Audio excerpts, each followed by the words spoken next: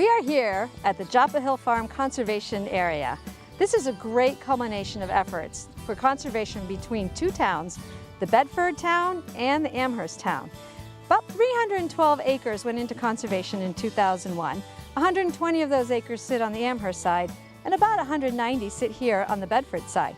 This wonderful conservation area is held in an easement by the Bedford Land Trust and provides opportunities for recreation on the soccer fields, amazing educational opportunities right here at Joppa Education Farm, and then you also have a great trail system right behind us that you can access from the farm itself that takes you on about a 2-mile loop if you follow the Joppa Hill Farm Loop.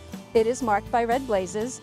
You'll probably spend about an hour or so, and it'll take you through open fields, beautiful woodland, and if you're so daring, you can branch off and follow the Pulpit Brook Trail that takes you over to Pulpit Rock.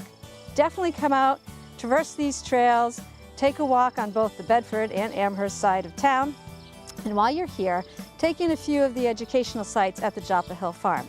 For more information, please be sure you visit the Bedford Land Trust website for a trail map, but also visit the Joppa Hill Educational Farm website for events that are going on around here.